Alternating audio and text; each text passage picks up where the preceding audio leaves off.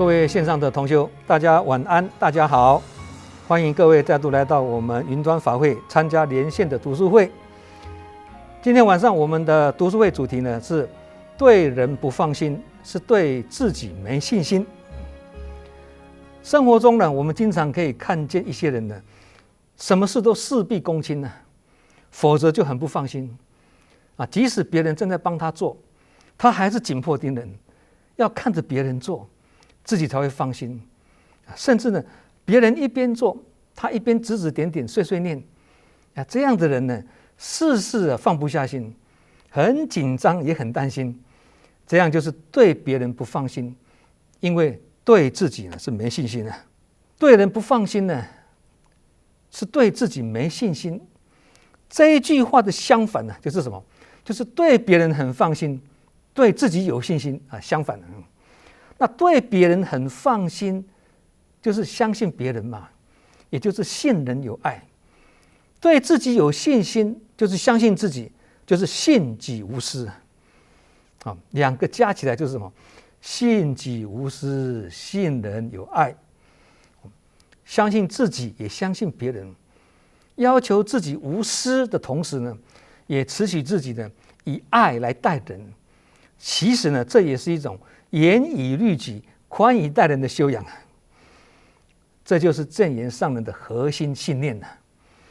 不管是对人不放心，对自己没信心，或者是对别人很放心，对自己有信心，这两句话都有它对的地方，但是我没有讲有错的地方，应该讲也有值得商榷的地方。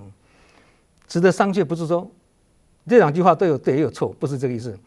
值得商榷意思是说有值得我们探讨的地方啊，话不能讲死啊，也就是不是绝对的对啊，要看情形。所以佛法才说法无定法，法本无法，只要能对机就是妙法啊。例如呢，明明这个人常常犯错，已经不再适用了，我们还要对他放心相信他吗？其实这个是一般人合理的怀疑啊。等一下我们会好好的来解释跟分析啊。其实一个国家的兴衰，或一间公司的成败，或是一个团体，包括慈善团体也是一样哦，都是取决于人的作为，也就是用人的人跟被用的人的因素，而不在于毫无根据或毫无理性的去相信一个人，甚至是迷信一件事情，不是这样子。所以知人、用人、信人，才是理性治国之道，也才是做人处事之道。这个道理呢，不只适用于治国，治理一间公司或带领一个团体，也都是同样的道理。春秋时代的晏子讲了一句话很好，他说：“国有三不祥啊。”什么意思啊？一个国家有三种不吉祥之兆，哪三种？第一个，贤而不知；第二个，知而不用；第三个，用而不认。贤而不知就是什么？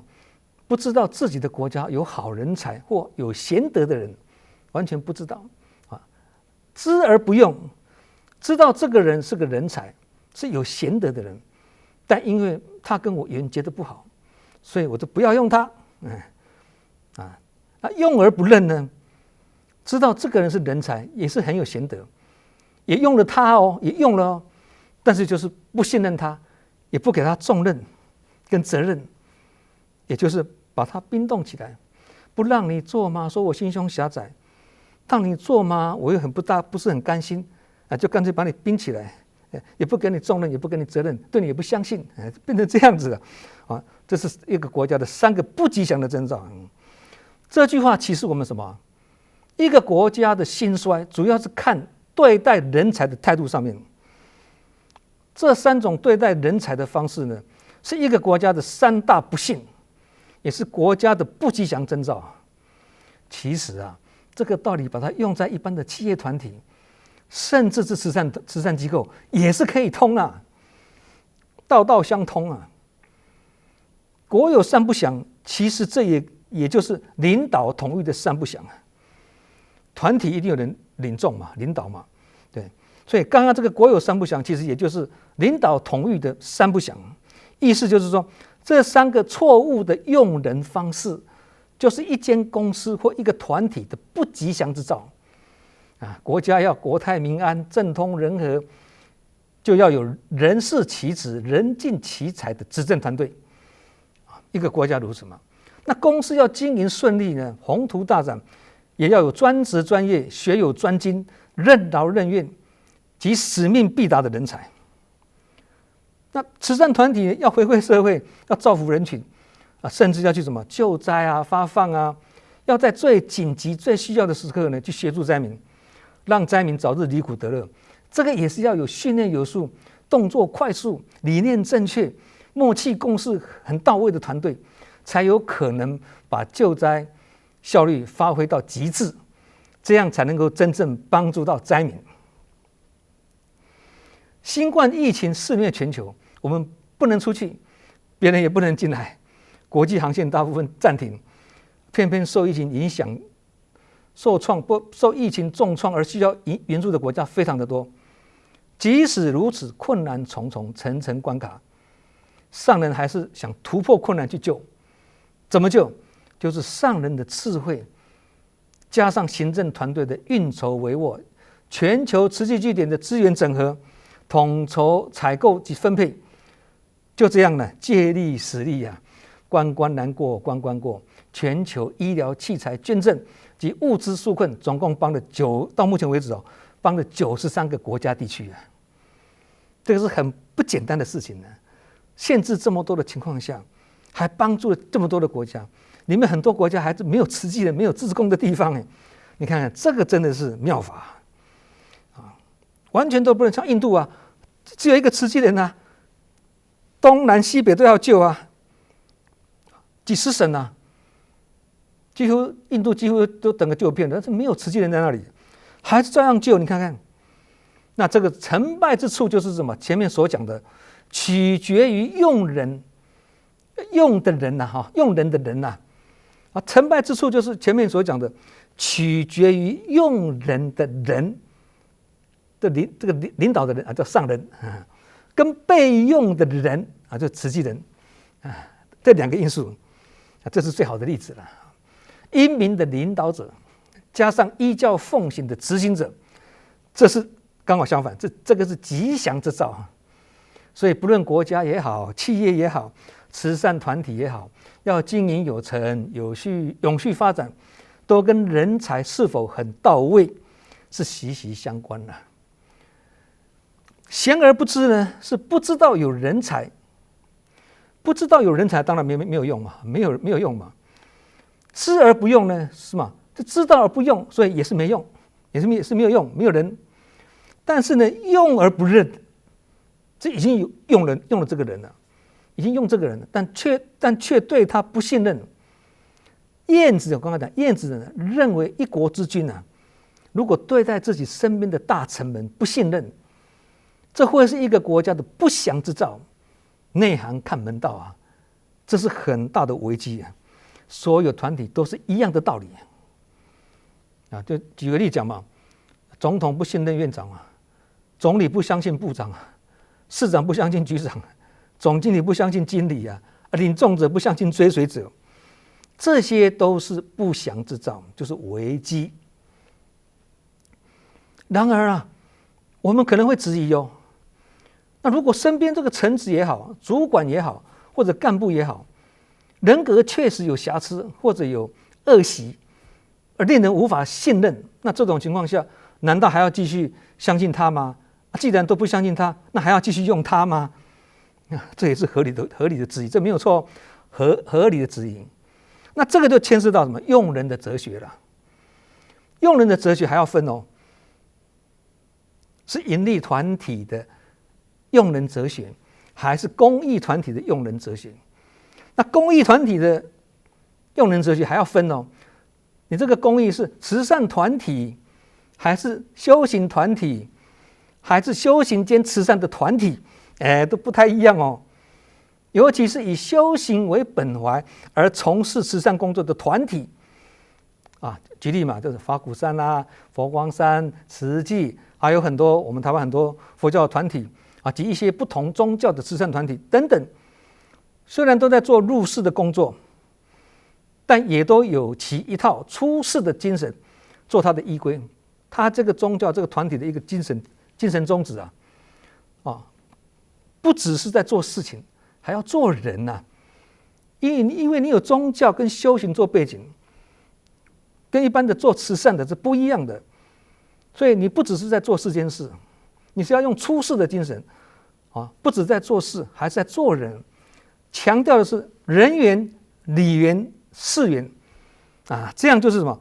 对人有信任，对事有管理人跟事都有办法，对人我信任你，对事情我有管理这样子叫做对人有信任，对事有管理刚刚问的这个人有不能信任之处，我们还要继续用他吗？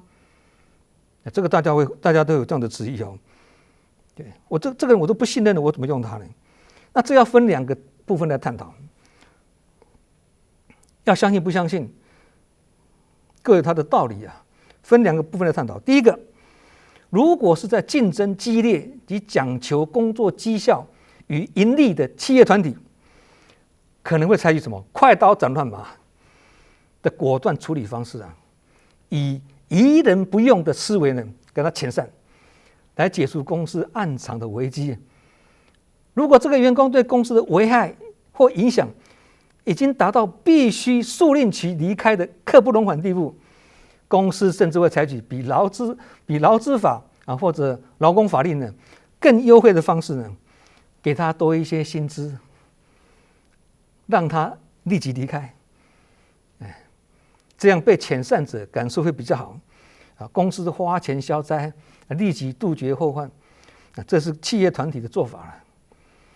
第二个，如果是在修行团体里面，既然是要度化众生、净化人心，做事只是个过程，做人才是我们的目标就如正言上人所讲的，普天三无其中之一普天之下没有我不信任的人，即使明知这个人是恶习深重难改，甚至言行还影响团体，但是还是要接纳他，尊重他，结得好缘之后，再继续善巧教育他，最后让他在长期被关怀之下改往修来，而从此脱胎换骨。这样就是在什么教化一个人让顽石点头了，白雪融化，黑暗变光明，就是这个意思了。如果这样用心良苦，一番努力过后呢，还是改变不了他，那怎么办呢？还是要按兵不动。这个是指慈善修行团体还是要按兵不动，但不是不处理，而是耐心等待因缘，有机缘使的时候再来导正他点到为止这样做才能符合佛法的恒顺跟圆满也就是刚刚讲的，最后还是要什么？以出世的精神做依归。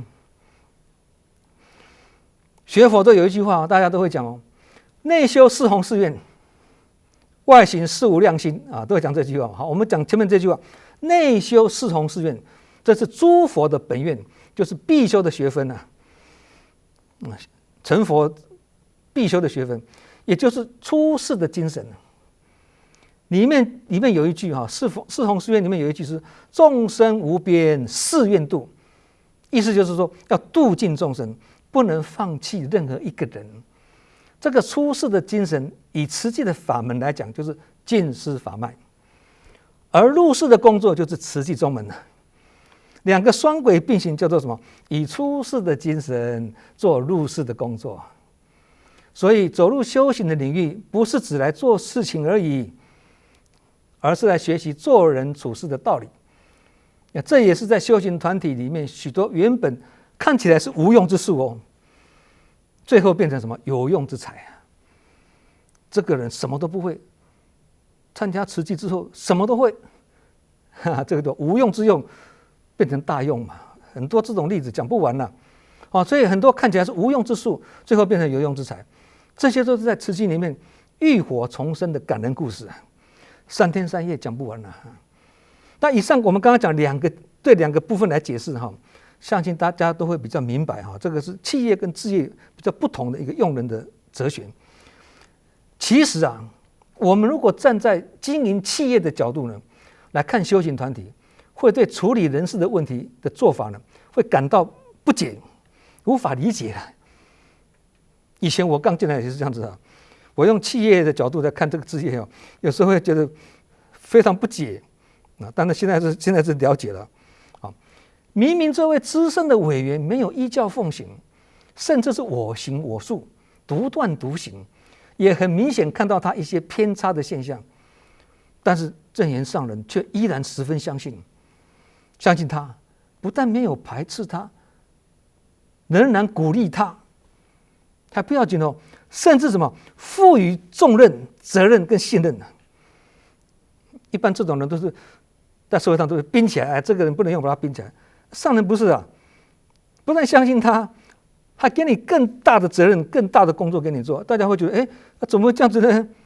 反其道而行了吗？不是，我们也会想，难道上人不了解这位委员的问题吗？怎么还不但没有讲他，还重用他？其实上人是知之甚详只是我们凡夫不懂圣人的思维了，是这样子而已的对高僧大德来讲呢，是师父引进门修行在弟子引一条正确的路给你走，你要不要走，或用什么方法走，要快走还是慢走，这是弟子自己的功课，师父不会帮你做，这个道理是很清楚的。一般的企业管理里面的概念是什么？苹果里面有虫，很简单把这只虫拿掉就好了，苹果还可以吃把它拿掉就好了不拿掉不行了，它会继续蔓延把这个不适任的人不要说换掉了，至少把它调开这样不是整个据点、整个组织就可以立即改善了吗？一般的企业都是这样在处理人事问题的而且也都快速有效，快刀斩乱麻。然而如果以凡夫的角度去看修行的境界，也就是去看志业体看修行的团体，你就会看走眼，以致尽看事相而看不到实相，因为你已经有先入为主、心存定见了，你没有放空自己，所以你看不到真理。修行团体是对人人感恩，对事感恩，重用他的优点，包容他的缺点，也就是严以律己，宽以待人人人都是要如此这就是什么？就是人文精神跟人文思想，这就是人文精神跟人文思想既然人家有缘进来了，也有心扛起重任我们就要用人不疑甚至还要心存感恩这个时候如果对人不放心，而心中有疑就会看人人可疑这样就会疑心生暗鬼，看人人是鬼，因为你是鬼心，你没有相信别人任用一个人就不要去怀疑他，如果你怀疑他，那就不要任用他，叫做什么？疑则勿用，用则勿疑了。在修行团体里面呢，要让能力不足者及犯错者感觉被包容及关怀，让他感觉还是被重用及尊重，这样他才会持续做下去。只要他没有离开，而能继续做下去，这样就有改善跟改变的机会。这样就是我们在成就别人的慧命，也是成为别人的贵人。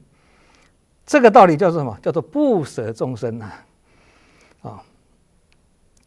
我们也是众生之一我们也不希望有时候偶尔犯错或者有疏失而被人家舍掉对不对？是吗？我们也不希望这样子这样反向思考道理就很容易懂了啦。换成我们也不喜欢这样子嘛，对。相反的，我们去断人家的慧根，或者退人家的道心，这样也叫做杀生。杀生命都叫杀生呢，断人家慧命怎么不是杀生呢？是吗？其实没有人是故意要犯错，也没有人喜欢不被人尊重。更没有人喜欢自己习气深重。每一个人都会喜欢被重用、被需要、被尊重。之所以会积习难改，是因为过去生所带来的啦，叫做余习未尽呢。这是身不由己而控制不了。我们自己也是这样，将心比心，我们就比较容易贴心，跟别人贴心啊。现在接下来要讲的什么？另一种状况，有时候在用人的思维上呢，不能完全以普天下没有我不信任的人来感情用事而胡乱任用啊。刚刚有讲用人不疑，是既然已经用他，就不要怀疑他。但是如果还未用之前，已经知道这个人在人品上、在忠诚上、在专业上、在能力上或经验上，已经有不适任之处，或不适合把他放在这个位置，这个时候就要疑人不用。这个时候，如果你还是用人不疑，明明知道这个人就不适任了，你还在用人不疑，那就可能会造成莫大的灾难。所以用人不疑，疑人不用，也是要有它的前提哦。这个前提就是什么？要能知人善用，也就是有好的识人的能力。一看走眼，就会有可能造成后患无穷啊。不过有时候呢，即使我们没看走眼哦，我们也知人善用哦，而对方也是个优秀的人才，表现很亮眼，你非常相信他，也重用他，提拔他。结果呢，有一天出事情，这又是另外一种状况啊。举个例子来讲，大家更清楚。怎么有这种情形呢？一个这么好的人才，相信他，重用他，提拔他，结果还出事情啊！我们来举个例子。曾经有一位董事长，他发现某位员工的表现非常的优秀，就全力栽培他，从小职员开始培养，逐步往上爬升到部门主管，再到高阶主管，进而成了总经理哦。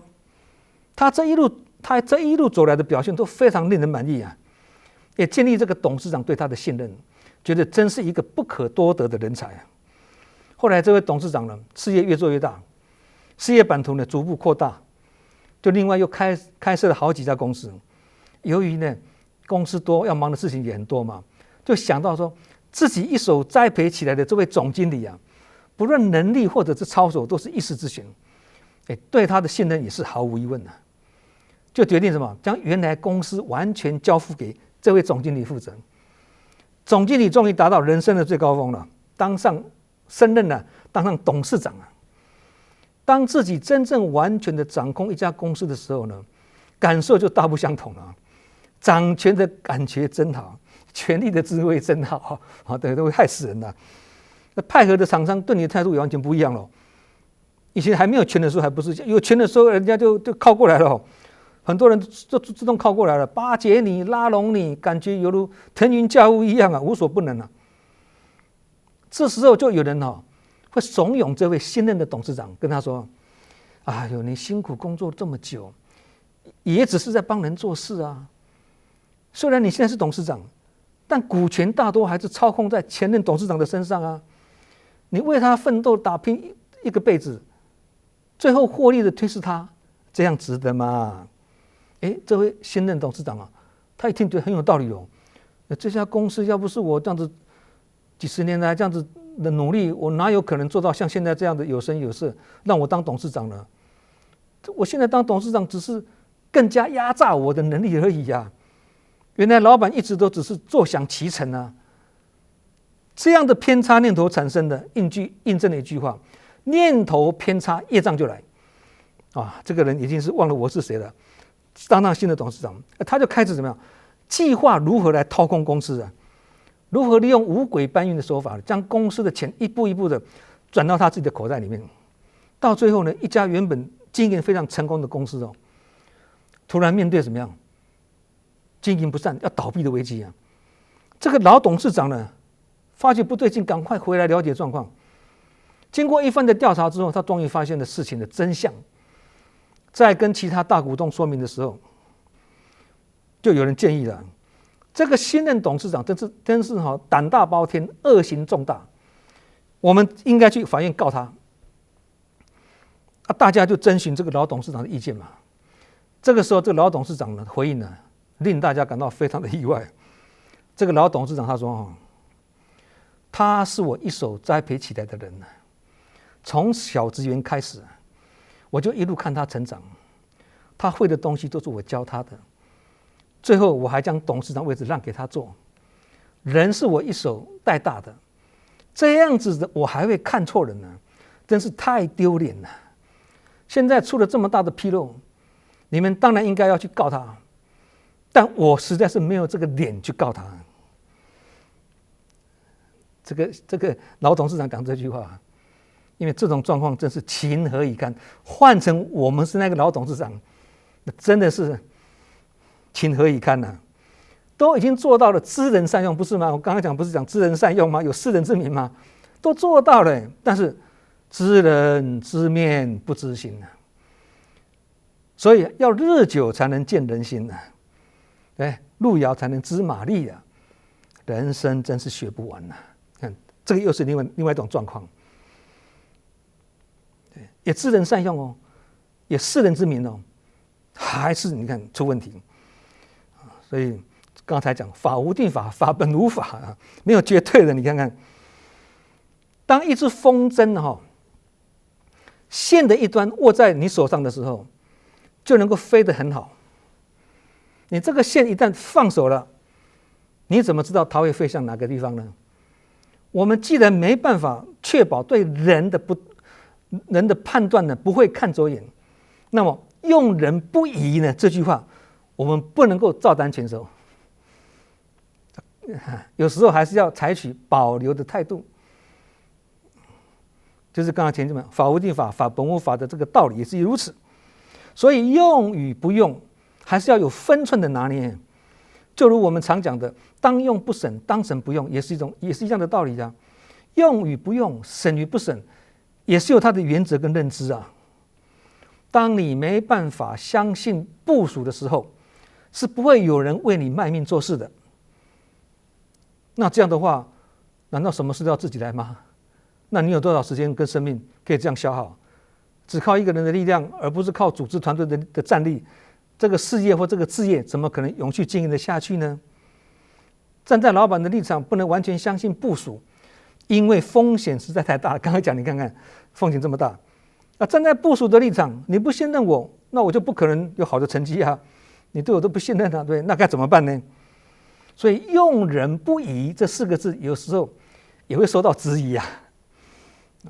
因为太多人因为充分授权，也相信别人而尝到了苦果。刚刚那位董事长就是这样啊。用人不疑是要让你所授权的部属感受到你对他是用人不疑，是充分授权的。这个是台面上的做法，台面上的做法。台面下呢，也要什么？也有配套的办法。什么配套办法？我相信你这个人没有错啊，可是事情要有管理。刚刚不是讲事情要有管理吗？对人我是相信啊，但对事情要有管理啊。那怎么管理？完善的内控机制啊，完善的风险管理，这些制度面的具体落实，让大家在健全的游戏规则下呢来工作，就不会让人感受到是被监督。没有啊，这是公司法规，这是公司的制度，不是我要监督你啊，对，就不会让人家有感受到被监督、被怀疑。甚至透过这个良好的制度呢，滴水不漏的电脑系统，借着这个电脑系统的辅助呢，能够提前显现出不对劲的地方，及时防范于未然啊，包括人包括事都可以防范于未然，提前发现问题。这个时候呢，执行工作的人，这职员呢执行工作的人呢，不但不会觉得你对他不信任，反而会感恩你适时的提供协助。要走错方向的时候，拉他一把，点醒他一下。这个不是说我在监督你，我在协助你，这个就是将监督转换成关心，这是真正的管理想要达到的境界。这样就不容易有什么意外状况发生了。这就是人性管理了。每个人都被训练的会依照制度去执行工作，而且只要有违反制度的事情，很容易就会被发现。靠制度，也不会有人轻易违规、违反规定，因为明明知道这个是规定的事情嘛。就好像现在戴口罩一样嘛，对，明明跟你讲不戴口罩，马上抓到就是罚3000块的罚款。你一不戴，人家马上知道你违规啊。这是制度、游戏规则，大家都清楚啊，一看就知道了。这样就是什么？化管理于无形，因为已经成为正常工作的一部分了。戴口罩成为我们生活正常一部分了，你一不戴，马上就很凸显出来了。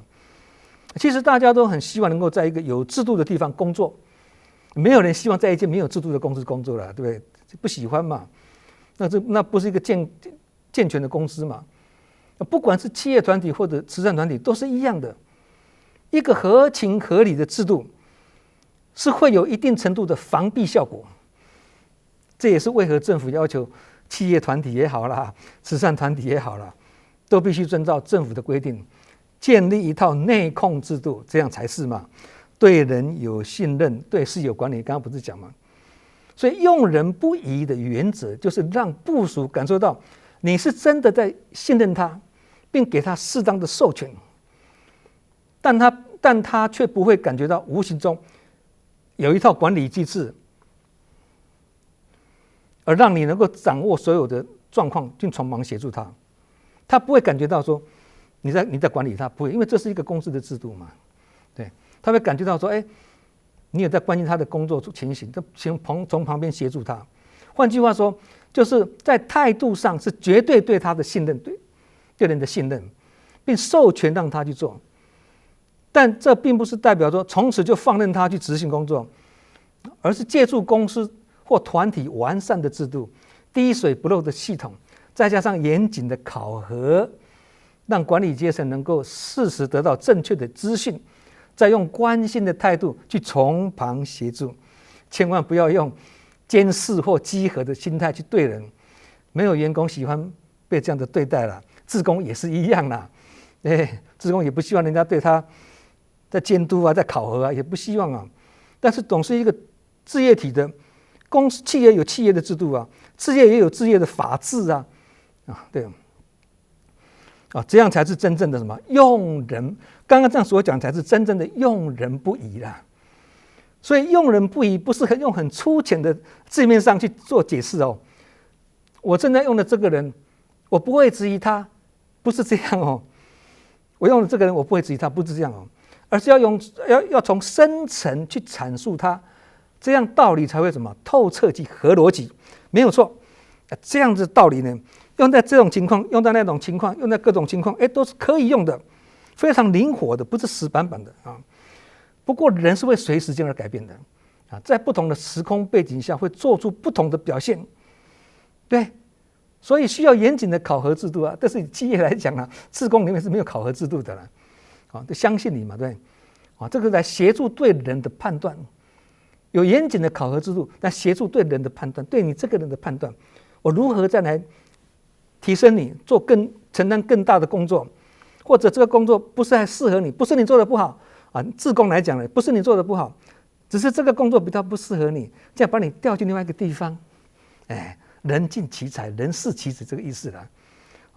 这样志业的考核是用这种方式的啦，但我们不能讲考核了只是知人善用的意思啦。所以呢，这样才能够随时掌握人的状况，企业也好，志业也好，志工的状况，志工的干部、主管级的，我们很清楚。才不会一直停留在我过去对他的印象是这样子，而造成误判。因为他过去都是这样子啊，怎么会现在会这样子呢？当然了，刚刚人会变嘛，不是吗？刚刚那位董事长提拔的总经理例子就是这个启示。一辈子提拔他还是出事情。以前我在新加坡当执行长的时候呢，有一位组长呢，虽然很发心但也很珍惜他能够当组长的机会。但因为他是家庭主妇出来的，没上过班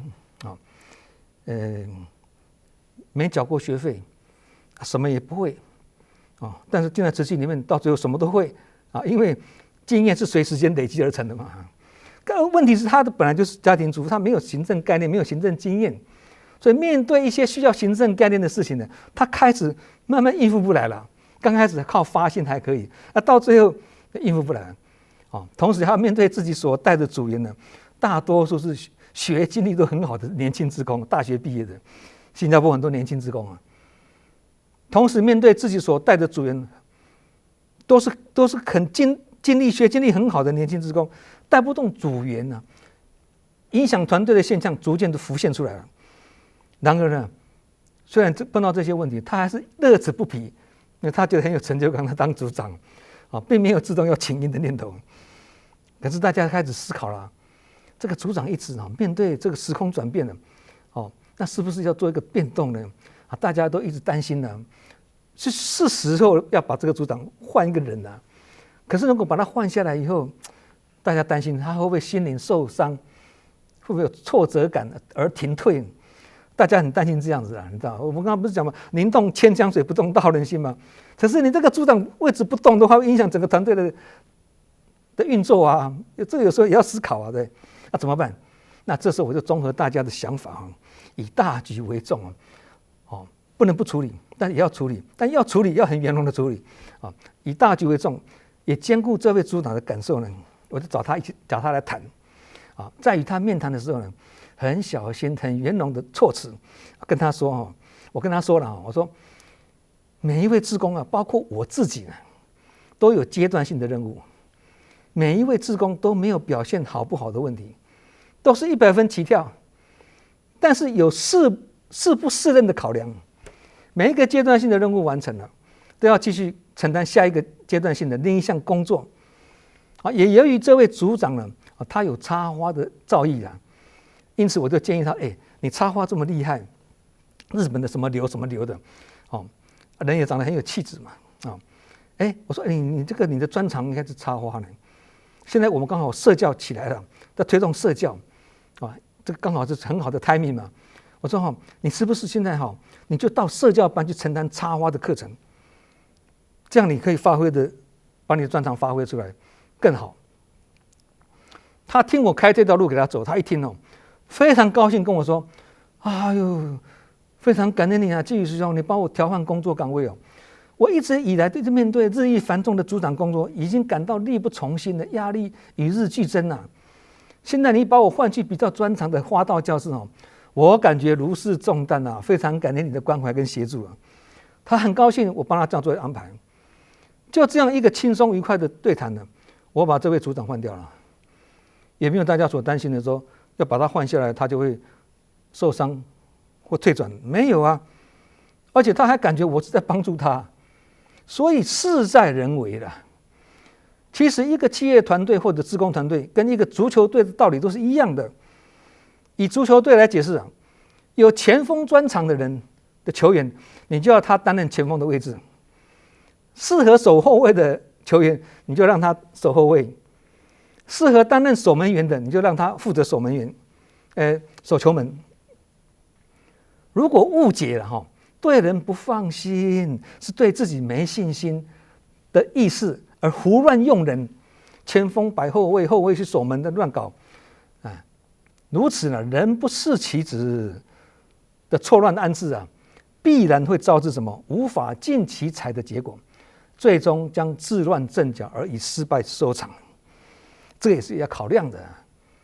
这样就是不懂知人善用，跟对别人有没有放心，跟对自己有没有信心是风马牛不相及，是无关的。不要扯在，不要牵扯，能够这样不要牵扯，能够把它理清楚，分别制，这就是分别制。我过去在马来西亚的时候，我曾经去一个经营近10年，那时候近10年，现在都已经也是20几年了。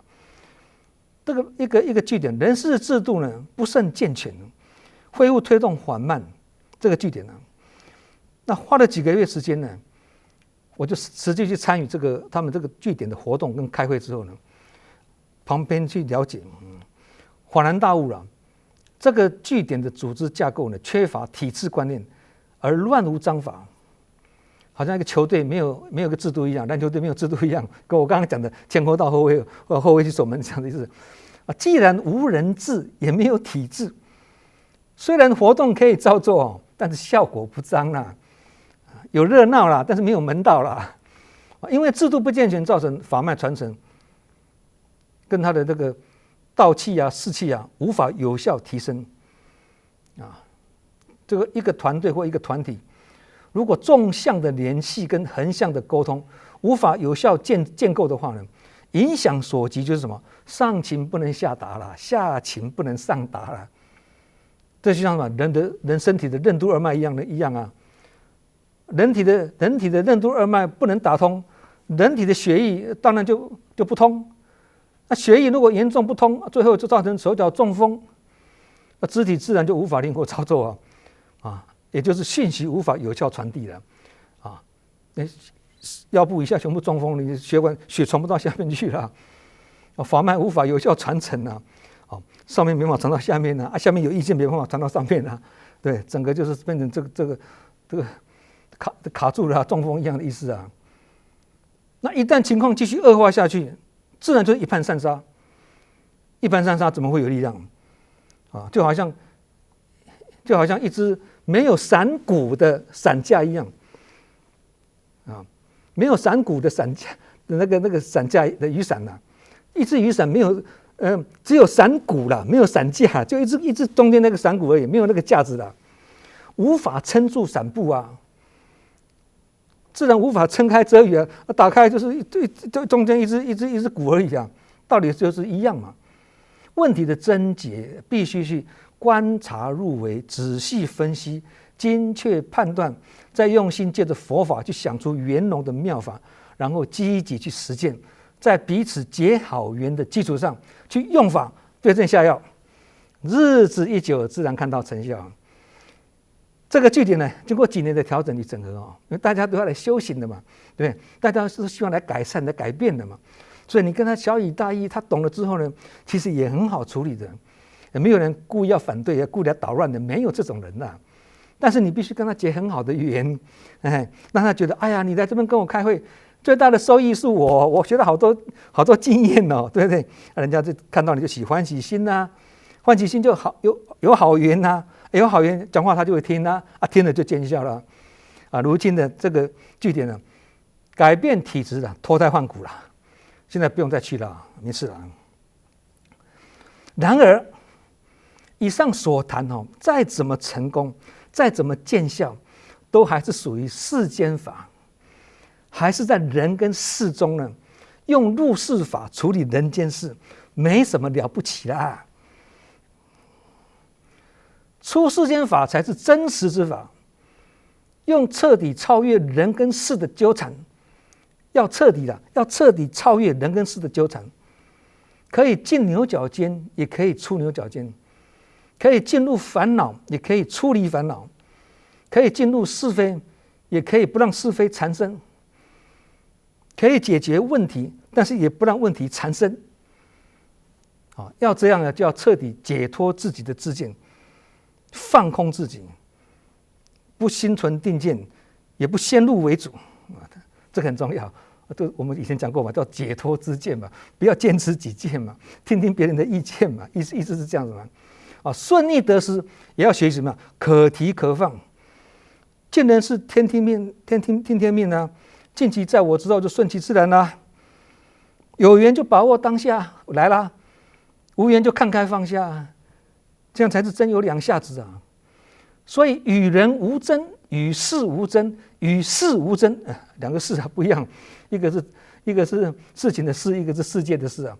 这才是无忧的修行的境界，也是学佛来或做志工要朝向的目标，也才是一边做着凡夫的事情，一边朝向圣德的境界迈进，从圣俗合一的方便法起步。最终迈向什么？超凡入圣的究竟之路对别人要放心，就是要学习什么？用人不疑，而且凡事不操心烦心，而是要多用心。但这并不是意味说，当他胡作非为乱搞，贪赃枉法的时候，我们还在信任他所作所为，不是这样哦，这样就变成是非不分了哦，不是这样哦。虽然事情已经成为事实，无法挽回，再计较或烦恼也是无济于事，只好适时的放下，过去的过去的，一切往前看，这是上人教育我们的。但是还是要相信人心可以耐心导正，及时挽回。这个叫做什么？这个叫做对别人要放心，对别人要放心的意思的。好，那对自己有信心就是什么？在承担的过程中的发掘智能跟潜能，让我们的自信心提升。心智成熟之人呐，心智都成熟了，才能够自立立人，己达达人，也才能对别人信任，并且给人重任。这是给人家成长的空间，也是一种成人之美。孔子称这样的人叫做君子，这个叫做对自己有信心。那想要对自己有信心，就要多学习承担哦。为什么？承担越多，学习的机会就越多，学习越多，经验就越丰富，经验越丰富，能力就越强，能力越强，自信心就跟着增强。不但可以巩固自己，还可以助人一臂之力。上人曾经开示说到一句话，他说：“带人不是只带着他承担工作而已啊，而要交付责任，这样被托付者才会有成就感啊！”这个上人很透彻人性的啊！你带我做事情，不是我把我当做做事的机器而已啊，你让我有成就感啊！因为这件事情你托付给我，我有这个责任，我完成我的责任了，这自我的肯定啊，这一点就跟企业管理的概念是一样的哈，叫做人性管理嘛。刚才讲，给他目标，给他责任，也充分的信任他，并祝福他，这样他就会发挥潜能，也会有成就感嘛。有一句近似语说什么？不要小看自己，人有无限的潜能，每一个人都不能小看自己。对自己都要有信心，天生我材必有用。刚刚不是讲吗？无用之树都可以变成有用之材嘛。即使变成枯木，都还可以让它无用之用变成大用啊。拿枯木来种香菇，这样不是大用吗？对，枯木不是不能用啊，枯木还可以种香菇啊。同理啊，哪一天我们成为主管或者领导者或领众者，我们要继续学习。没有不能用的人，只有不会用的人。因为近似语有讲，没有教不好的孩子，只有用错方法的父母；没有教不好的学生，只有用错方法的老师。会用人的人，他会懂得因材施教，所以人人都是可用之人。不会用人的人，给他人才也会变成庸才。将帅无能，累死三军，就是这个意思了。人生真是学无止境的，有如逆水行舟，不进则退，所以要精进、精进再精进啊！祝福诸位同修呢，今天晚上呢都能够听得法喜充满，福慧双修啊！感恩大家，也祝福大家，再见。